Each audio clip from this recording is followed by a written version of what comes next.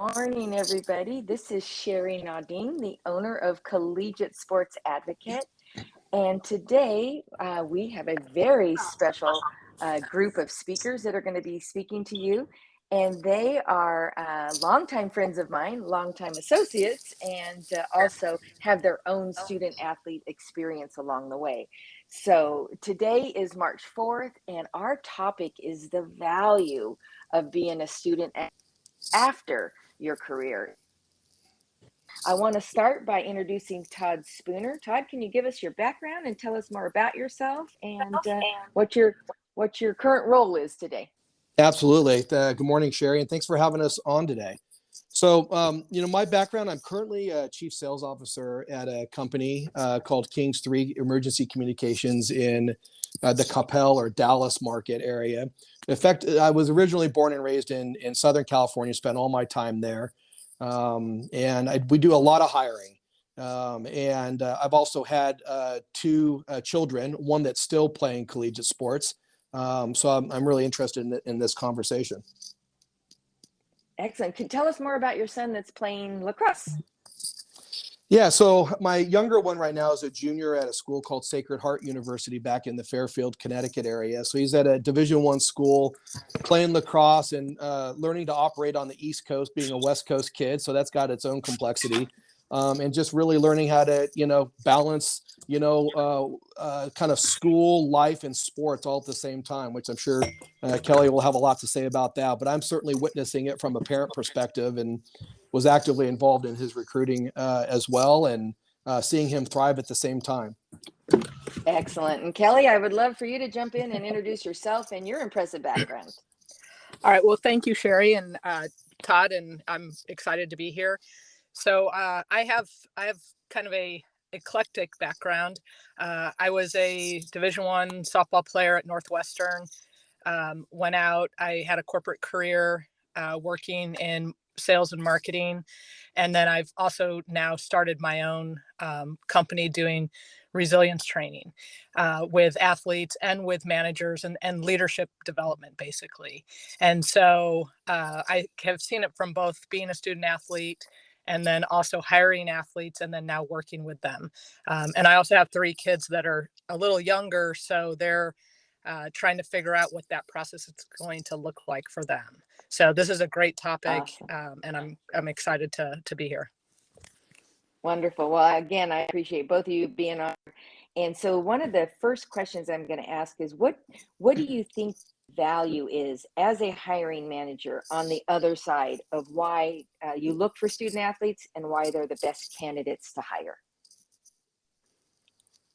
And Kelly?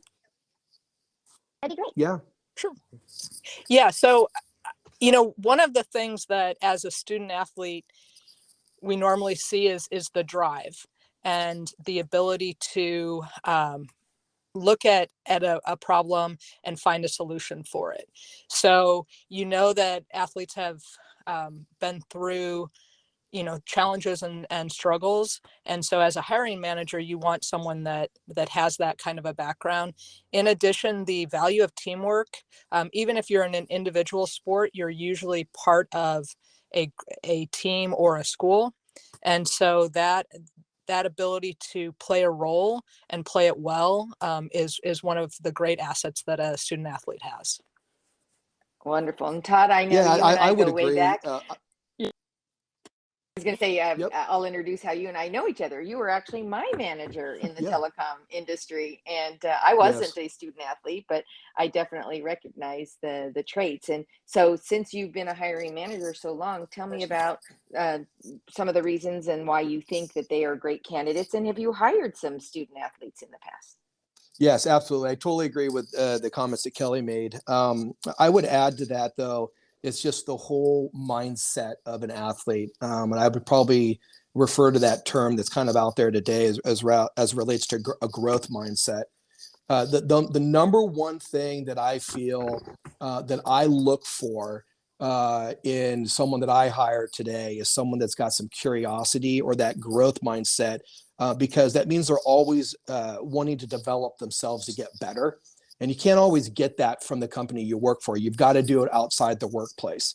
So as a result, I believe that athletes have that mentality to get to the levels that they're at. Of course, some are naturally gifted and born. I mean, you can think about some great athletes. I don't know, I'm going to date myself here. Michael Jordan. Yeah, was he a good, or I don't know, great athlete as a basketball player in college? Yeah, he was really good, but he became great as a pro because of the discipline and the work and mindset of getting better every day. You can say that about Tom Brady and Kobe Bryant, God rest his soul, right? I mean, so it's that mindset that I'm looking for, and I often see it show up in an athlete that's really going out there to develop themselves and always striving to get better. I mean, in most sports, right, especially skilled sports, for my people, salespeople are a skilled athlete, in my opinion. They've got to work outside of normal practice. You don't generally get better at practice from a skills perspective or a game. You've got to work outside. You got to go to batting practice, or lacrosse players have got to hit the wall or go shoot, outside. So that's what I think really comes to the forefront for me. And then, as Kelly kind of talked about, is the discipline to manage both school and sports and social, and all that is really challenging. And that's really like life today in a corporate environment. That's amazing. Kelly, any follow-up thoughts there to add on to what Todd just? No, I think Todd added, two really valuable points. And one is that growth mindset. And, I know throughout my corporate career, companies will provide you with some training, but to get to that next level, it really is on you. And the onus is on you to find those things that are going to make you better in everything that you do. And I think that is part of that growth mindset. And so I think that's a great point to really hone in on. And I have a follow-up question to you. Todd, I'll start with you this time. How do you identify those mindsets? Just because they were a student athlete doesn't necessarily mean they possess those particular transferable skills, right? That's true. I've hired a couple. I mean, that's always the tough part of hiring, where you think they've had those skills, but they just find out maybe that they're in the wrong spot. So someone asked me this question recently as well, and I usually tell them, it's obviously starts with kind of questions that you're asking. Again, back to that curiosity. So I start with asking them questions about, hey, so you've talked to the recruiter and you've talked to the hiring manager. So tell me what you know about the position. So were they really listening? And then off of that, do you see their level of excitement? Do they start asking you questions or clarification because it shows their interest level? I start asking questions around, tell me what you know about our company. Do they do the due diligence to go out and be curious about what more this company may have to offer, or are they the right fit? Then I get really direct. From a sales perspective, I'll ask the question, what's the latest sales book you've read or podcast you've listened to? Because that's telling me, are they taking the initiative to go get better at what they're already doing? If they're just coming out of school, then I have to kind of shift and start asking questions around other items in their life that they may be working at getting better. How did you get to that level on that team that you're today, that skill level? And I'm listening for the time they spent outside of the practice field, or anything else that may relate to something that they find interest in and that they go after as an individual. Excellent. And Kelly, what do you think about those thoughts? Anything you want to add or that you see differently? Yeah, no, I think all of that is the only thing I would add is we I personally look at failure also and how you overcome failure. Yeah. And I think as student athletes, that can be a challenging question to answer because you don't always get that failure. So with a growth mindset, it's a lot about it. And in an environment, not everything's going to go your way.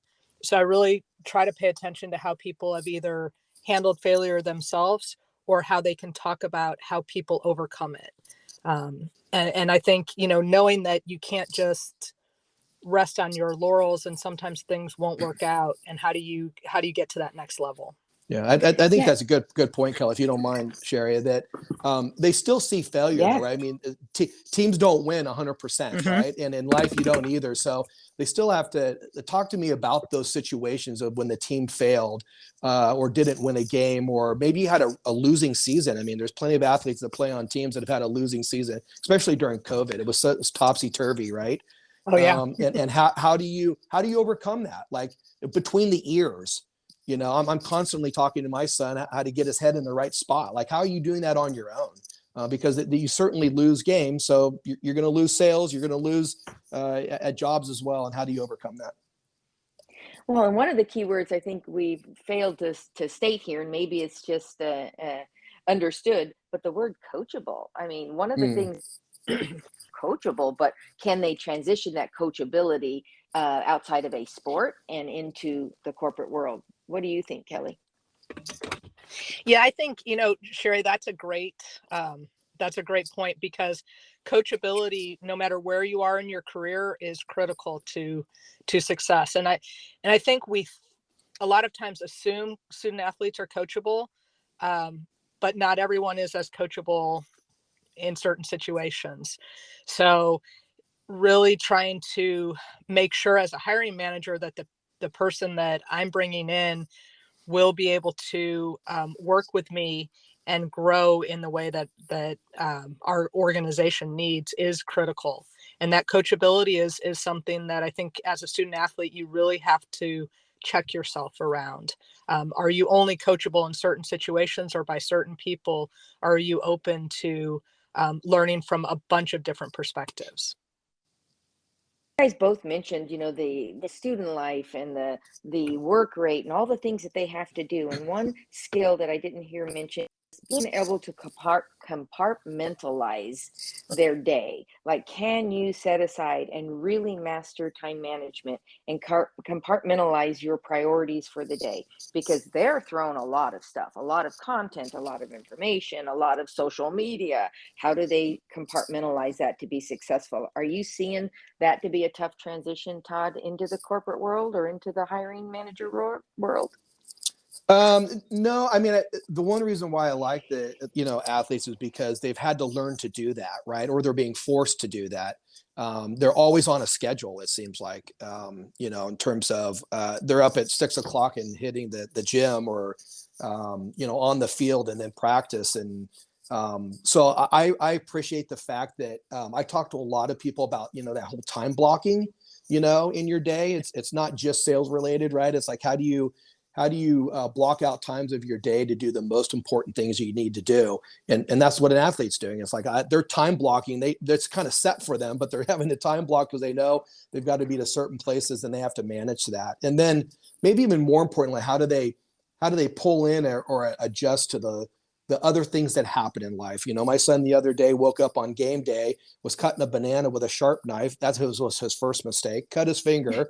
And he's freaking out. Like, it's like, well, get over there, get some stitches or something. It's game day, but as soon as you're done, get back, get your mind reset and start the day in a different way. So they have to mix in all these crazy things that go on as well.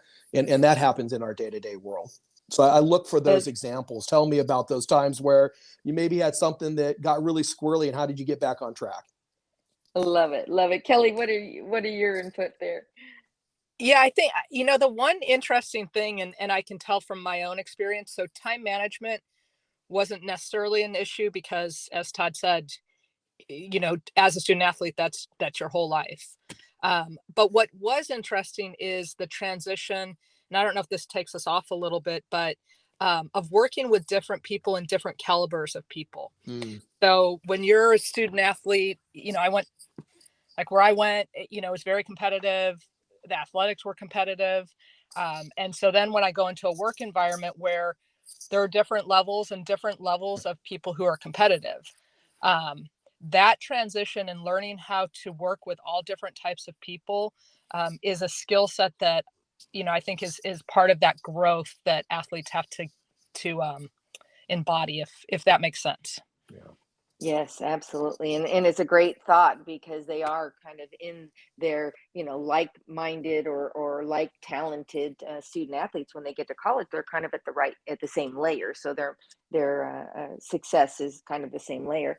So I'm going to switch to the very last question because you guys aren't going to believe we're already 15 minutes in. It goes so fast, but we start to lose listeners, right? So what about the failures? We see this a lot with the higher level athlete that comes out and they've never really had to pursue something in their life. Now they got to go pursue a job.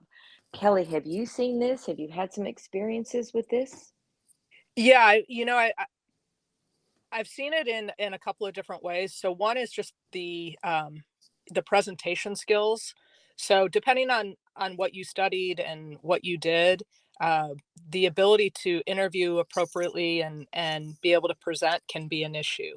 The second thing, though, is really being able to go through the process where you're not selected right away. So in the recruiting process, for some athletes, they've had that experience a little bit, but for some, they haven't. They were wanted by multiple schools, multiple teams. And so in a job interview, it's a different type of competitiveness. And so sometimes that drive can, it is not there. And so that's where I've seen it a little bit. And then sometimes just adjusting to a organization where you've got a bunch of different people that have different ways of doing things. And Todd, what's your follow-up to that? Well, first of all, I agree with that. I can think of one person that I hired that I think probably a lot of things came very easy to the person. Coming into the sales world was challenging because sales is a very proactive, go get it type of a role. And, if you are super gifted and have been on a lot of solid teams and like, Kelly mentioned, recruited by multiple colleges around the country, some of those things can seem to come very easy to you. So it's the challenge of transitioning to that. Now, of course, that is that other side. I mean, there's a lot of athletes that have had to really struggle or fight, for what they want and develop themselves and go get it. So I've seen them transition. And to Kelly's comment earlier, the transition into the workplace gets challenging because athletes are generally driven individuals, right? And competing at a high level. And then you go to work and you're definitely going to be amongst other people that don't have the same drive. That's a really hard transition. If you're an individual contributor role, might not affect you as much, but if you're on a team that you're really having to work together, that's the transition that I think most athletes have a hard time with. And so, Todd, last question out to both of you. What advice do you have? Now starting to think about the other side, they're going to be graduating.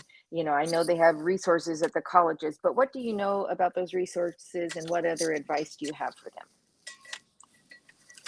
I think this is really hard for, I think, any students, much less an athlete, because the limited time. But I am just a big proponent of picking up books and or listening to podcasts, right, that can teach you and you can learn things about some future that you might want to be in. Like, again, my youngest son, has already decided he really wants to be in sales. I mean, first of all, who even decides in college they want to be in sales? But he did. Yeah, he did. And he's like, give me a sales book. Like, I finally got him to actually read, which was the hard part. And they were sports related books. And I finally he said, I want a sales book. He picks up the sales book. He's starting to have internship conversations. And it's like, hey, I already know what they're talking about. So I would just say that you got to go push yourself and stretch yourself into other areas of some specialties that you might not be comfortable with, just so you can learn the lingo and the conversation, because that will really help prepare you for the interview, because you kind of can already relate to that person and reference material. And I think they'll be surprised when you do, because that's the feedback I'm getting, was people do it with me as well. And Kelly, what do you think? Yeah, I think the biggest thing is that it's okay to explore your options, and that it's great if you know what you want to do. But I think you spend, 22 years of your life going for, a certain goal, and now you're out and maybe it's not as clear. And so the more that you can expose yourself to different opportunities, different internships, if you get that chance, to Todd's point, reading, listening to things, there's a ton of resources out there. And then the better you are at communication. So reading something on communication, on leadership, can help you at least understand what you're going to be getting into if you haven't had a lot of work experience. I just want to state that also relationships are important. Look at us, how many ladies coaching a 10 and under softball team, and my co-coach and I were afraid to teach them to to slide because we didn't really want to do it. And so we brought Coach K over, and she showed us everything and really gave us a lot of support and mentorship. So Kelly, I want to thank you for that. And Todd, you and I and Joanna go way back. Joanna does great hair. And Todd was my hiring manager in the telecom industry, and he, not only gave me a chance, but coached me and developed me into the person I am today. So Todd, I want to thank you for that, and thank both of you for joining in, and wish you both well. And I am going to say goodbye, and I'll let you guys each say goodbye too. Absolutely. It's been fun. Nice chatting with you. Yeah, thank you. Nice chatting with you both. And that was still one of my favorite coaching experiences. It was so much fun. We still talk about it because you would have to see me and to realize we're not going to get dirty. So thank you both. Have a wonderful day, and appreciate everything you're doing for student athletes and for the young people that you're mentoring in your daily life. Have a great day. Yeah, you too.